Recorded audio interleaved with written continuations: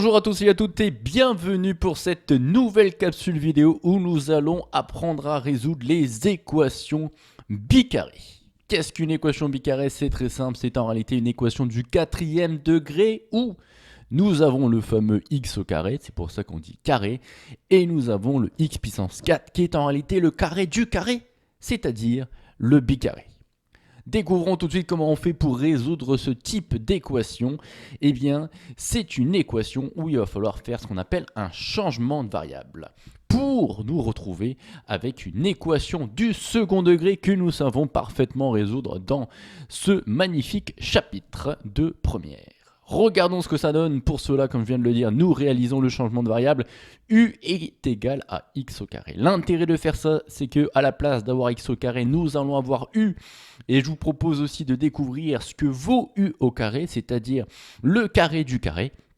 Et bien si je calcule le carré du carré, ça me fait x au carré, le tout au carré.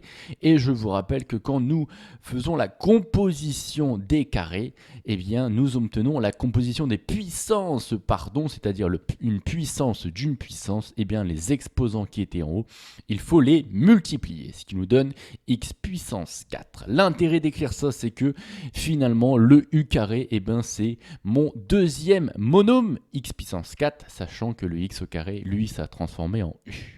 Conclusion, bicarré, c'est x puissance 4 du x au carré.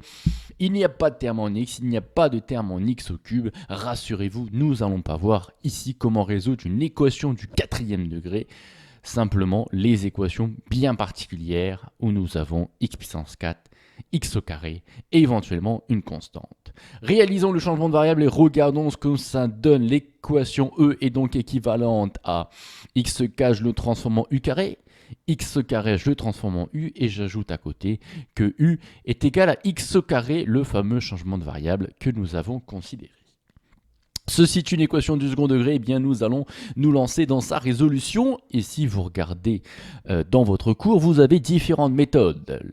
Essayez de trouver une racine évidente, méthode numéro 1, méthode numéro 2, et d'essayer d'utiliser la propriété de la somme et des produits des racines. Éventuellement trouver une identité remarquable ou un facteur commun. Ici, on peut constater qu'il y a quand même le 2 qui est en commun dans chacun des termes de cette équation. Dernière solution, si vraiment les trois premières ne fonctionnent pas, vous pouvez sortir l'artillerie lourde avec le delta b carré moins 4ac. Regardons tout de suite, il n'y a pas une racine évidente. Les coefficients sont 2, 2 et moins 4. Eh bien, ça tombe bien parce que si je remplace u par 1, eh bien, je constate que nous pouvons obtenir 0, c'est-à-dire que u égale 1 est une racine évidente, donc on va pouvoir factoriser par u-1. Je rappelle, ce facteur, c'est le facteur tel que si je remplace u par 1, eh bien j'obtiens 0, c'est la définition d'une racine.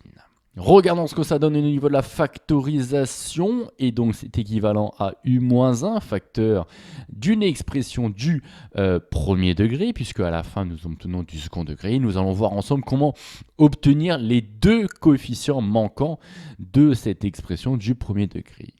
Comment on fait pour obtenir ce fameux 2u carré? La seule manière d'obtenir du u carré, c'est de développer, de distribuer le u avec le u, ce qui va nous donner du u carré. Et donc, vu qu'on obtient 2u au carré, on en déduit très facilement que le coefficient devant le u est 2.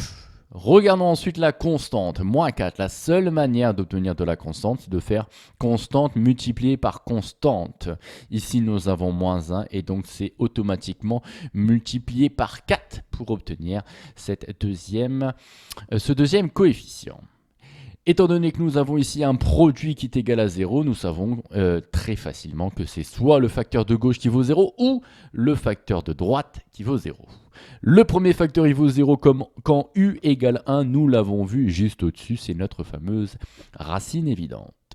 Quand est-ce que 2u plus 4 égale 0? On le voit assez facilement, j'ai du 2, j'ai du 4, il faut que je fasse 2 fois 2 à peu près. Ah non, 2 fois moins 2 pour que ça fasse 0 avec le plus 4. J'obtiens donc, comme je viens de vous le dire ensemble, j'obtiens donc que la deuxième racine c'est moins 2.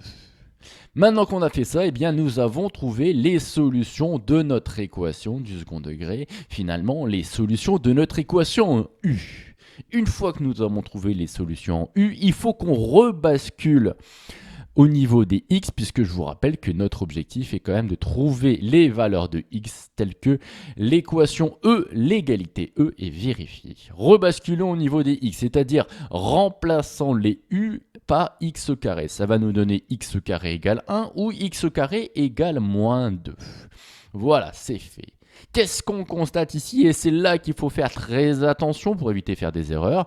Il est bien sûr possible que x au carré soit égal à 1. On verra juste après quand est-ce que ça a lieu. Mais en revanche, je vous rappelle que 1 carré ne peut pas être strictement négatif. Et donc, la partie gauche de mon égalité, eh bien, la partie droite, pardon, ici, c'est impossible que x au carré soit égal à moins 2, étant donné que j'ai un ou, eh bien, cette partie qui est à droite, qui n'aura lieu jamais, eh bien, je peux la supprimer. J'obtiens donc x au carré égale 1. Et là, mesdames et messieurs, j'aimerais bien que vous vous rappeliez quand est-ce que c'est un rappel de votre cours. Pour tout A qui est positif, quand est-ce que j'ai x au carré égale a? Eh bien ça, mesdames et messieurs, c'est généralement une erreur que font les élèves. Ils me disent, bah, x au carré égale 1. Bah, la solution, c'est faire 1, parce que 1 au carré est égal à 1. Effectivement, 1 est solution. Si je remplace x par 1, ça va effectivement valoir 1. Sauf que je vous rappelle qu'un carré est toujours positif. Donc si vous mettez un négatif, ça va fonctionner également. C'est-à-dire que je vous rappelle que les solutions sont effectivement racine de a, puisque si je fais racine de a au carré, le carré va détruire la racine et donc il va me rester a. Mais merci de ne pas oublier la deuxième solution qui est moins racine de a. C'est une erreur classique que font très souvent les élèves d'oublier la racine qui est négative. Au passage, pour démontrer cette inégalité, il suffit simplement d'utiliser une identité remarquable. Ici, x au carré plus égale à a. Je peux l'écrire comme x au carré moins a égale 0 et utiliser l'identité remarquable a carré moins b carré. Je vous laisse le faire pour retrouver la démonstration de ce petit rappel. Enchaînons tout de suite, on a vu qu'il y avait x égale racine de 1 qui était une solution, mais également x égale moins racine de 1. Vous savez tous et toutes que racine de 1 fait 1, donc mes deux racines sont 1 et moins 1. Nous avons maintenant fini l'exercice qui nous était posé de trouver les valeurs de x telles que cette égalité est vérifiée. Petite remarque quand même au niveau de nos solutions. On obtient deux solutions. On aurait pu potentiellement en trouver d'autres. Effectivement, la partie droite ici, x au carré égale moins 2, il aurait pu être parfaitement possible qu'on obtienne par exemple x au carré égale 4. Dans ce cas-là, au niveau des u, on aurait trouvé deux solutions positives. Et donc, si on a deux solutions positives, pour chaque solution positive, mon rappel me donne deux solutions différentes, généralement en x. Ce qui me fait un total que si j'ai deux solutions en u, je me retrouve avec 4 solutions en x, ce qui est parfaitement possible. Je vous rappelle au passage, au travers de cet exemple, la petite propriété qui est fortement intéressante. Si vous avez une équation du 4e degré, eh bien, il est possible de démontrer que vous allez obtenir au maximum 4 solutions. Potentiellement, vous n'en aurez que 3, potentiellement que 2, une ou éventuellement aucune. Voilà, cela conclut la question qui nous était posée de résoudre cette équation bicarrée. Mais vous savez que il existe des équations bicarrées, mais on peut éventuellement passer aux inéquations. Ce que je vous propose, c'est d'essayer de résoudre également dans cette vidéo l'inéquation de x puissance 4 plus 2x carré moins 4 supérieur à 0. Et en fait, vous allez vous rendre compte que pour l'instant, pour le début, la méthodologie est exactement la même. Alors j'ai décidé de faire supérieur ou égal. Pourquoi? Tout le début, je peux l'écrire. La seule chose que je ne peux pas écrire, c'est à partir du moment où je dis ici qu'un produit est nul si et seulement si l'un de ses facteurs au moins est nul. Ça, je ne peux pas l'écrire parce que c'est du supérieur ou égal à 0. Donc, revenons à cette étape, à cet endroit-là. Ici, qu'est-ce qu'on constate? On constate que nous avons ici un trinôme du second degré qui est supérieur ou égal à 0. Donc, on est en train de faire une étude de signes. Nous savons ici que le coefficient devant u au carré est égal à 2.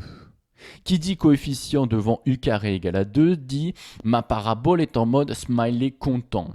Et donc d'après mon cours, je sais, et d'après le graphique que je viens de vous expliquer dans votre tête, parabole en mode smiley content, nous savons que le trinôme qui est ici est positif comme nous sommes en dehors des racines. Je vous rappelle au passage que les racines sont 1 et moins 2. Nous allons donc être positifs quand nous allons être avant moins 2, c'est-à-dire inférieur ou égal à moins 2. Et nous serons également positifs quand nous serons après la deuxième racine, c'est-à-dire après 1, c'est-à-dire supérieur ou égal à 1. J'écris tout de suite ce que ça donne. A égale 2 est donc positif en dehors des racines. J'obtiens donc, comme je l'ai dit, positif quand nous sommes avant la première racine moins 2 et également positif quand nous sommes après la deuxième racine 1. Au passage, j'ai remplacé mes u par x au carré d'après mon changement de variable. Jusque-là, nous n'avons fait que le signe d'un trinôme, le trinôme u. Je vous rappelle, vous avez votre cours. Vous avez entre les racines, vous avez le signe contraire de a. Et vous avez le signe de A en dehors des racines. Voilà concernant l'étude du signe d'un trinôme du second degré quand nous l'avons sous la forme factorisée. Arrivons maintenant à ces deux inégalités et prenons le temps de les observer pour bien les étudier. La première nous dit que x au carré doit être inférieur ou égal à moins 2. Mais je vous rappelle qu'un carré est toujours positif, donc cette considération qui est à gauche est strictement impossible. Le carré ne peut pas être inférieur ou égal à moins 2. Eh bien, sans aucun problème, je peux écrire que cette situation de gauche est impossible. Il me reste donc que la situation de droite. La situation de droite, eh bien, il va falloir faire attention parce que quand est-ce que x au carré est supérieur ou égal à 1 ? Éventuellement, ce que vous pouvez faire, c'est représenter dans votre tête la fonction x au carré, c'est la parabole que vous avez vue en classe de seconde. Et regardez quand est-ce qu'on était supérieur verticalement à 1. On est supérieur verticalement à 1 au niveau gauche là-bas, au niveau de ma branche qui est en haut à gauche. Et on est également supérieur à 1 tout là-bas à droite au niveau de ma deuxième branche. Mais éventuellement, ce qu'on peut écrire, c'est que x au carré supérieur à 1, c'est le trinôme, plus précisément, 1 fois x au carré moins 1 supérieur ou égal à 0. Ceci est un trinôme du second degré, on connaît parfaitement ses racines, c'est 1 et moins 1. Et d'après mon cours, vu que le a qui est devant est positif, eh bien cette expression est positive quand on est en dehors des racines. On est donc positif en dehors des racines, c'est-à-dire eh bien 2 moins l'infini jusqu'à ma première racine, c'est-à-dire moins 1. J'ai un supérieur ou égal, donc je peux être égal à 0, d'où le fait que le crochet est vers l'intérieur. Moins l'infini n'est pas un nombre, donc le crochet est toujours vers l'extérieur. J'ajoute union, eh bien en dehors des racines, c'est-à-dire également après ma deuxième racine, c'est-à-dire 1. Eh bien donc je vais pour le deuxième cas de 1 jusqu'à plus l'infini. J'ai supérieur ou égal, donc je peux être égal à 0, c'est-à-dire que le crochet au niveau du 1 est vers l'intérieur. Et plus l'infini n'est pas un nombre, donc crochet vers l'extérieur. Voilà, vous savez maintenant comment on fait également pour résoudre une inéquation bicarrée. Rassurez-vous, ça n'arrivera pas souvent qu'on vous demande d'étudier une inéquation bicarrée, mais au final, en prenant le temps de bien étudier et en sachant correctement faire le signe d'un trinôme, eh bien vous êtes capable néanmoins de répondre à ces questions.